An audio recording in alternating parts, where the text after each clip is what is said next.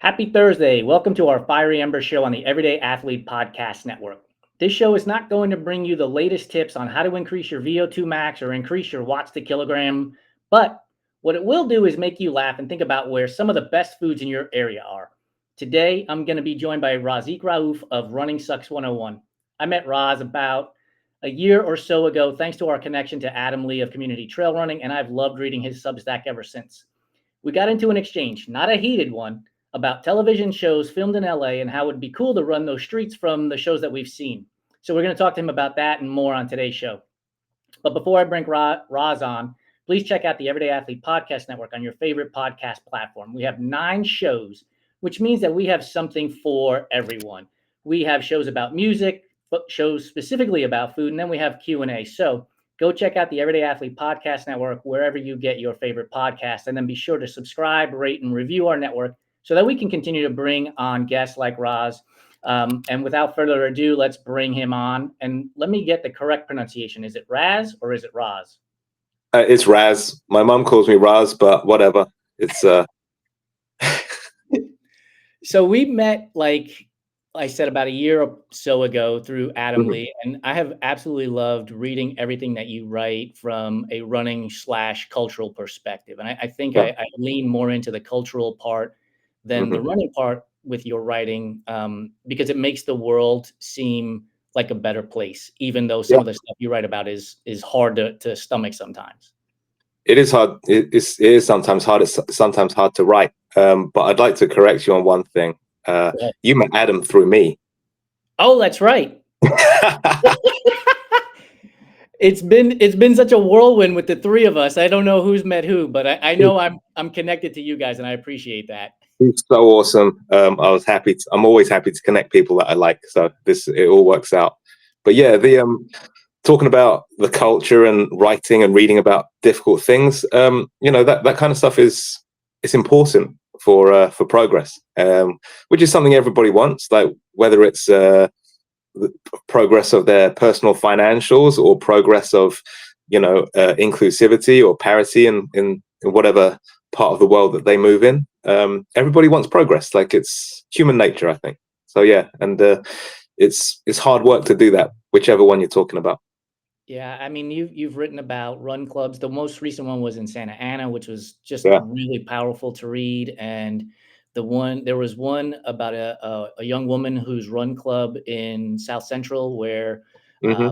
she decided not to participate in the Paris Olympic Correct. conversation back then. I mean, just really powerful stuff that moves me. And I say this all the time: if somebody's words or photos generate an emotion in me, from like, hey, I want to be a part of this, I can't thank them enough, because I think that's what the content should be. It shouldn't just be like, hey, here's me running 6 more miles today.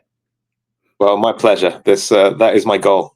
To inspire people. Write about things that allow other people that are reading it to think, oh, they're doing it, I can do it too. So that is a goal, and I'm glad it's working on one person at least. Hey, well, I comment as often as I can, and I share that stuff as much as I can, because I think it's important. The reason why we're talking today is because we had an exchange on one of your stories about Bosch and Lincoln Lawyer, and we started talking about TV shows and stuff like that in LA. So out of curiosity, this show's not meant to be one of those VO2 max shows. So out of curiosity, in a foot race, who's going to win, Harry Bosch, Mickey Holler, or Raz? I've got to go for me. You have to have that confidence in your own ability, but I reckon Harry Bosch, he works out. You see him in the hand-to-hand combat. He's a veteran. He's a tough guy. Mickey Haller, I think, definitely third of the three. But I think I'd like to think I could give Harry Bosch a run for his money. Of all the things that you've probably been asked in your life when it comes to running, I got to imagine that's a first. It's a first, definitely. But also I thought about it when I was watching. I was like, oh, he's tough. He knows his way around his own body. So cool, good for him. At the end of this month, we're going to add some new characters with Suits LA. We'll have to bring you back on the show and see which one of those people on that show we can try to beat in a foot race. Do you listen to the radio, or are you more of a streaming music person? I'm streaming music, definitely. For radio, I miss radio from the UK. I used to listen to Premier League commentary, so I um, used to listen to sports on the radio actually, and I miss that over here because you can't get it in LA in the same way for the sports that I want anyway. So you probably have not heard the commercial that AT&T runs, which, by the way, I had to Google who the company was when I heard the spot on the radio, because they keep talking about the best tacos being in Boyle Heights. And you and I Uh-huh. just recently exchanged a couple of messages about tacos in West Hollywood, and I think you mentioned East Hollywood, right? Yeah, just East LA. I mean, Boyle Heights. I know the best tacos are in Boyle Heights. They're They correct. are. Yeah, So Marisco's. Yeah, Morisco Jalisco. They make a fried shrimp taco. It's a wonderful thing. I'm a plant-based eater. So where are we going for the best plant-based tacos?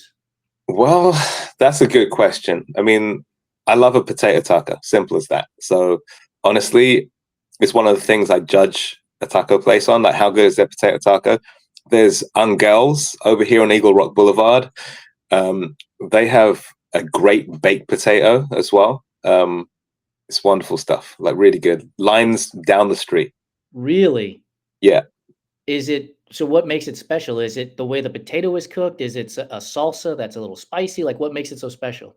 Oh no, you got to go straight to the potato itself. It's got those slightly crispy edges to it, and that the texture there, it makes a difference. I'm a big fan of potatoes. I think they are one of the perfect fuels for endurance running. So I'll tell anybody to take a pocket full of potatoes on their run over a ultra high processed gel. So I will tell you this: when I've run long ultras, 100 miles, 200 miles, mashed potatoes with a squeeze of honey. If you Yeah, can get that into a Ziploc bag, and so you could just squeeze it out like that, it's phenomenal. It can't be beat. yeah. I mean, you can do that on the sofa while watching Bosch as well. You can. I may Like, not get up off the couch, or you just go right to sleep right there. don't limit yourself to 100 milers. Oh man. All right, I saw this on your Instagram, so I'm gonna ask the question: is it eat pasta, run faster, or eat pasta, run faster? It's a funny thing. It doesn't work in the American accent would be eat pasta, run faster. Eat pasta, run faster. Sorry, and then in my accent, it's eat pasta, run faster. So the only way it works is with an accent from the north of England, where they say where it rhymes. So it's eat pasta, run faster. So it's a very specific thing, which neither Americans nor me can execute correctly. So Where is this shirt from, and is it still available? Because it hits home, right? it's from a run store called Progress Running Club in East London by Spitalfields Market. They're a very fashion forward store, and the owner has got a long history in the fashion business, and this is one of his designs. He's a long time runner, but opened this store early last year, and so that design, I knew I had to have it as soon as I saw it. Last time I went back to London, I was like, could I have one of these in a medium, please? And they obliged me almost immediately. By the way, I had to write it down and spell it separately, because otherwise I would have just said it the same way both times. I had to add like an AH at the end so I could stress it. It's a tongue twister. It's a tongue twister, and you have to think about it. And I have clearly. So Is shit like that the things that make you think, and you're like, it'd be cool to write about this? Like, where do you get your inspiration to write about some of this stuff? That because you have a sense of humor that I love. I really appreciate it. You don't take everything so seriously, but I yeah. wonder where that inspiration comes from when you get into the writing pieces sometimes. Well, I'm very civically minded, so I do try and take on the tough topics, but I also I write about community a lot because I think community is it's what humans need. People, every single human needs a friend. It's as simple as that. And so I like to write about that, and everybody wants to have a nice time. So I write about that. So I write about things that can make people's lives better. It's, it's called Running Sucks, but that's only the beginning of the sentence. Running sucks, like running sucks when I'm running on my own. So go find a run club to run with. Go find a friend to run with. Running sucks when I'm on the treadmill. So, marathon, a season of Bosch. It's there's always a solution, and I'm a very solution-oriented person.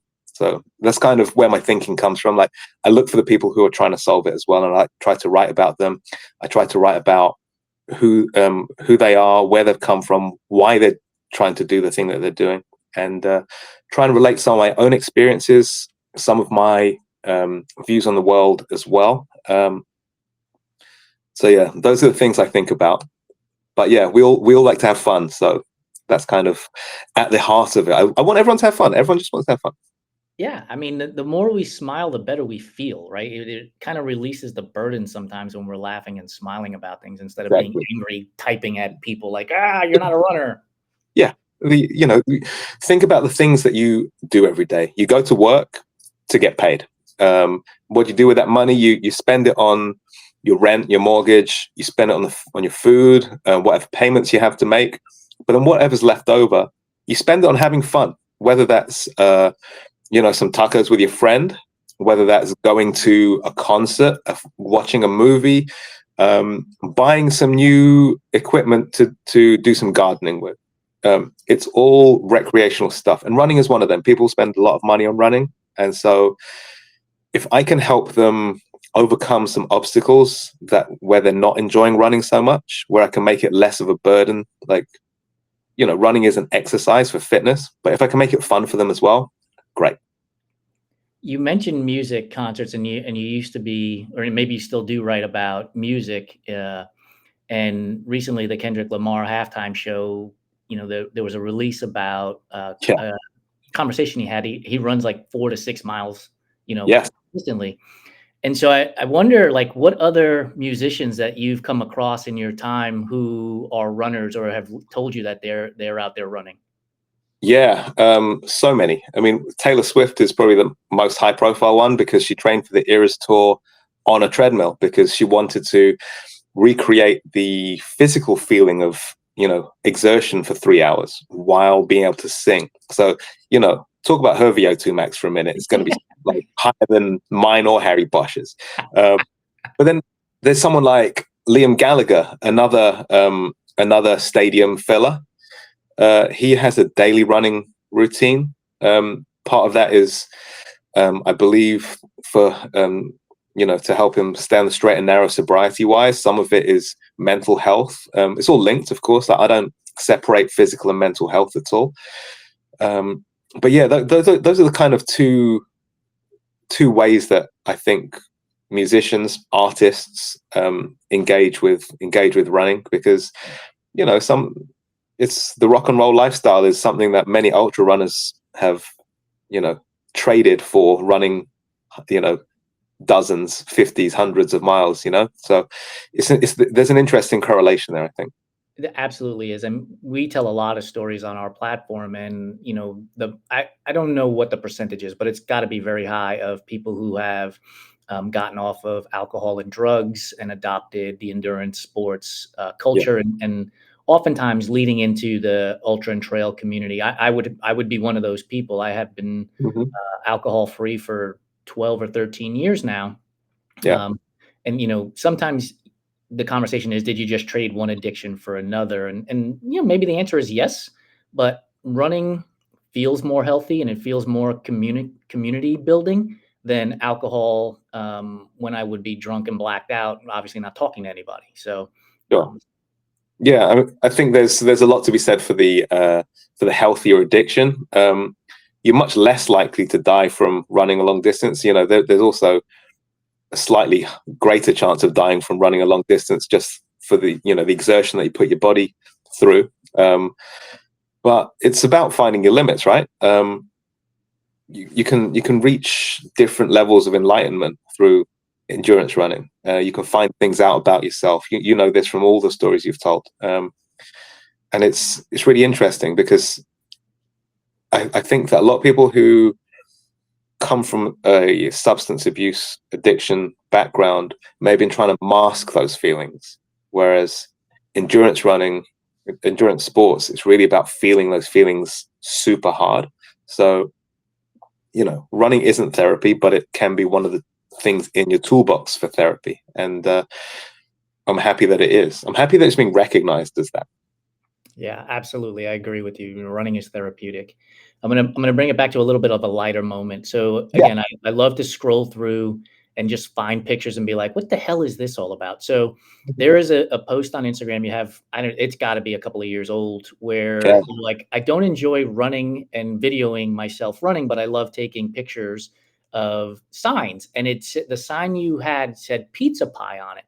And it Yeah. made me think, like, when I'm from New York. So when I talk about pizza, I say, I'm going to go get a pie. And it makes me wonder, like, is pizza pie, is pie something that you use, or do you just say, I'm going to go get a large pizza? I say I'm getting a large pizza, but you know, New York culture is so pervasive. We've all watched The Sopranos, you know, so it's like we've all watched Goodfellas, etc. You know, like we love talking in the wise guy accent. I'm not going to do it, but when you do, you talk about a pizza pie. You know, Yes. it's that, yeah. And the other thing is, I would say I'm going to go to the pizza joint. Like I'm going to go to the bagel joint. Like I don't say bagel store or bagel restaurant or pizza restaurant. Mm-hmm. What's the word that you use? I'm going to go pick up pizza from the pizza restaurant, or like, does that even come into the vernacular? Usually, I'll just say I'm going to go pick up a pizza or I'm going to go pick up some bagels. But I can definitely adopt pizza joint. I think it sounds cool. Yes, convert. We got one finally. I'm happy to support you in such minor things as calling it a pizza joint. Happy. I need all the support I can get some days, man. I appreciate it. What's the topping that's going on your pizza more often than not? I'm a big fan of a marinara, actually, because I'm plant oriented. I'm not plant based. I'm not vegan, but I'm a huge vegetable fan. Beyond that, broccoli and mushrooms, hell yeah. Yeah, I've replaced the broccoli with spinach for me, and spinach and Okay. mushroom is definitely one of the top orders for me. I'm down with that. And if you're joining me for pizza, I'll get pineapple on it. Hell yeah. I would love to watch you eat the pineapple. I'm not doing it, but I'd love to watch you do it. Just as a power move, so you know whose house you're in.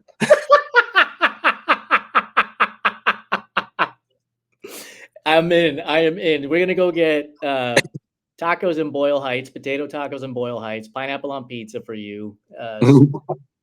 We're just gonna go on a food tour. We need to do that. It would be awesome to do like a 5K running food tour. One of my favorite things to do.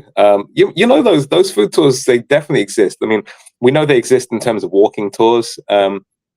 Food tours in LA are a bit more difficult just because of how spread out the city is. You know, it's easier to drive, but you know, going back to TV and film, my friend Sean has a run club, the LA Cinephile Run Club, and he organizes 5Ks to 10Ks where they run around filming locations, because those are really, you know, internet. If you run through an area, you can get a bunch.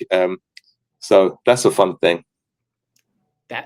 That would be an absolute blast, I think, to just be able to see that kind of stuff. And I find like when you run through cities, you get more connected to them, Yeah.